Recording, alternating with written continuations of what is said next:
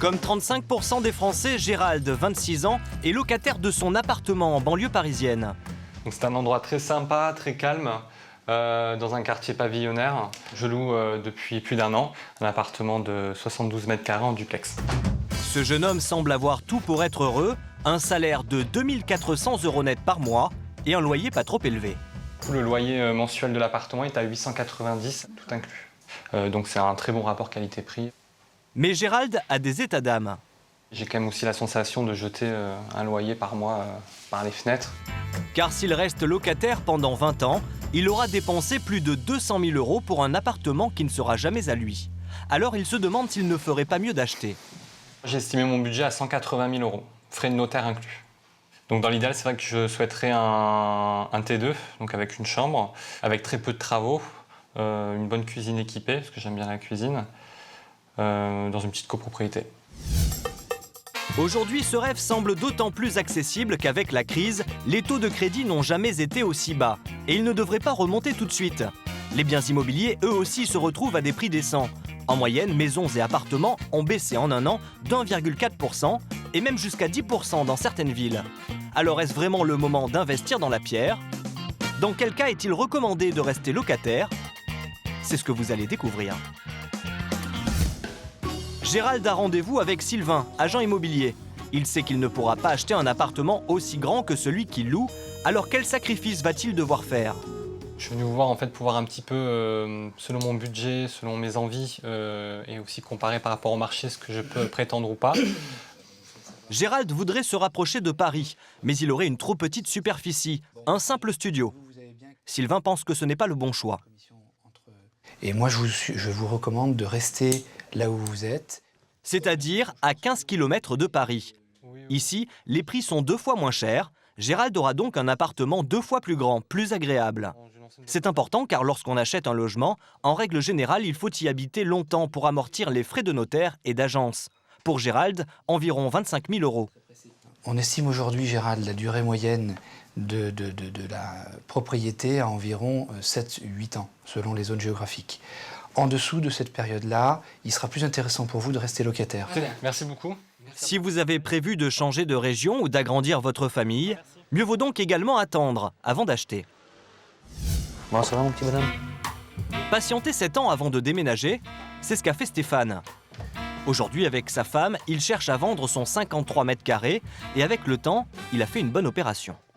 Enfin, on a changé surtout les fenêtres pour mettre des doubles vitrages, bon, quelques petits travaux comme ça de peinture. Bon, on refait un peu la salle de bain histoire que ça soit un peu plus agréable. Le bon plan, c'est qu'avec cet achat, aujourd'hui, il rembourse moins que le prix d'un loyer. On a pris un crédit sur 25 ans. Nous, on paye 1 100 € aujourd'hui. Je pense que sur une location, on serait plutôt sur du 1 200, 1 300 facilement. Et en 7 ans, le couple a amorti les frais de notaire et frais d'agence. Du coup, il envisage d'acheter plus grand. Bon, on aimerait bien trouver plus grand. 80 mètres carrés, ben voilà, si on veut 3 chambres, c'est à peu près ce qu'il faut. Autre intérêt d'avoir acheté et d'avoir patienté quelques années, le couple pense avoir fait une belle plus-value. Pour la connaître, ils ont demandé l'avis de Sylvain. Bonsoir monsieur, je viens pour l'estimation. Très bien, je vous en prie, rentrez. Merci. Voilà. Vous me faites faire le tour du Je propriétaire? fais le tour du propriétaire. Un rapide coup d'œil qui permet à l'agent immobilier de faire une première estimation. Cet appartement, moi je l'évalue à peu près entre 380 et 390 000 €, dans un délai normal de vente d'1 ou 2 mois en principe pour trouver un acheteur. Incroyable, à l'époque, Stéphane n'avait payé cet appartement que 250 000 €. On pourrait récupérer normalement 150 000 €. Une belle plus-value sans aucun impôt, car la vente de la résidence principale n'est pas taxée. Avec cet apport, Stéphane pourra acheter plus grand. Problème, il a peur que son bien soit vendu avant qu'il n'achète son futur appartement. Pour Sylvain, pas question de redevenir locataire provisoirement, il existe une solution, une clause à introduire dans le compromis. Dans ce cas-là, on va demander à l'acheteur du bien une date d'entrée en jouissance un petit peu différée. Cela permet de rester plus longtemps dans l'ancien appartement. Une bonne chose, car le bien de Stéphane devrait partir rapidement. Stéphane a fait une bonne affaire en achetant, mais tout le monde a-t-il intérêt à devenir propriétaire? Pour Philippe, courtier immobilier, il ne faut pas généraliser. Alors, de mon point de vue, il est toujours plus intéressant, bien sûr, d'être propriétaire que de rester locataire toute sa vie. Évidemment, cette situation n'est pas valable partout en France. Essentiellement sur les grandes villes où les prix sont extrêmement tendus, où il est difficile de devenir propriétaire. Paris, par exemple, mais il y a aussi d'autres grandes villes ou cœurs de ville en province qui sont aussi extrêmement chers, donc difficiles d'acheter. Il peut être préférable de rester locataire si on a eu depuis quelque temps déjà un bon bail, une bonne location, et puis à ce moment-là de mettre le différentiel par rapport au prix d'achat de ce qu'on pourrait mettre dans un investissement immobilier en épargne ou dans un autre investissement immobilier en locatif par exemple. Là, c'est une bonne solution de rester locataire pour profiter de cette situation. Le métier de Philippe, c'est de négocier les taux de crédit immobilier auprès des banques. Nous lui avons soumis le cas de Gérald, actuellement locataire qui voudrait franchir le cap. On a ici 10 000 € d'apport personnel, mais qui vont servir à financer les frais notaires, les frais d'aménagement, de déménagement, etc. Il lui faudrait 180 000 € pour acheter. Problème, Gérald veut rembourser quasiment la même somme que son loyer actuel, soit 890 €. Est-ce possible? Pour 20 ans de remboursement, on est sur une mensualité donc de 1 007 € par mois hors assurance. Là, on va être un peu au-delà de son souhait, puisqu'il souhaitait être entre 900 et 950 € identique à son loyer. Mais en rallongeant la durée du crédit à 22 ans, grâce au taux très bas, bonne surprise. On va être sur une mensualité, cette fois-ci, de 955 € par mois. Ce sera donc moins lourd à rembourser chaque mois pour Gérald.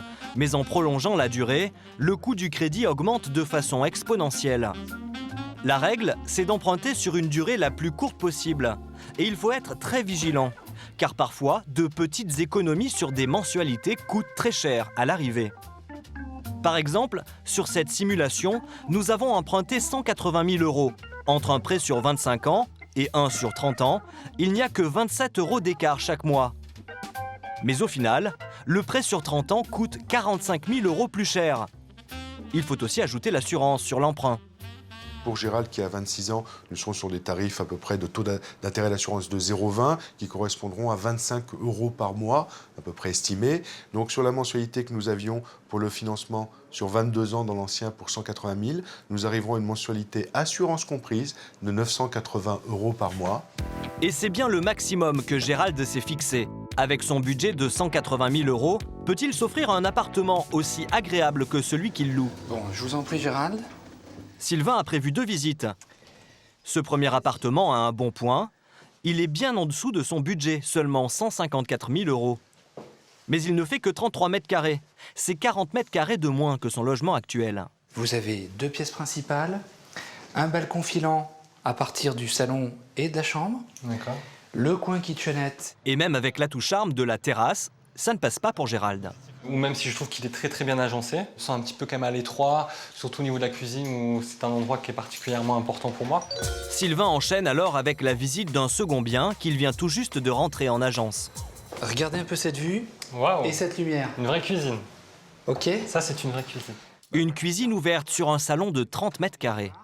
Les fours, machine à laver, la hotte, la plaque de cuisson et évidemment tous ces plans de travail restent tels quels. Gérald apprécie, il adore cuisiner. Donc là, je vais vous faire passer dans la partie nuit de l'appartement. Avec une belle douche, une chambre agréable, calme et ensoleillée. On est sur un appartement qui fait donc 165 000 €. On est donc bien dans votre budget. En termes de surface, on est à 50 mètres carrés, donc là on est même au-dessus. On est à 3 minutes de la gare. Un très beau produit qui se rapproche de son logement en location. Gérald réfléchit. Prendre le temps avant de signer, c'est une règle élémentaire. Car en plus de votre mensualité, il faut assumer des dépenses de copropriété, comme les ravalements. Denis Brunel, président de la Chambre des propriétaires, met en garde. Il est très important et absolument indispensable d'examiner attentivement avant l'acquisition le relevé des charges. Je vois sur cet exemple, il y a une ligne réfection de la mosaïque du hall. Bien entendu, ça c'est clairement une charge du propriétaire puisqu'il s'agit d'une réfection de partie commune. Des travaux qui coûtent cher, alors que pour le locataire, c'est assez simple. Tout est connu d'avance. Quand on est locataire, on doit supporter naturellement les charges courantes du logement, par exemple les consommations d'eau, d'électricité, le chauffage. Charge supplémentaire quand on devient propriétaire, la taxe foncière qu'il faut payer chaque année. Au moment d'acheter, renseignez-vous, car selon les communes, cet impôt peut coûter du simple au triple. Avec tous ces tuyaux, maintenant, vous avez les clés. Alors peut-être que cette année, vous deviendrez vous aussi propriétaire, comme 63% des Français.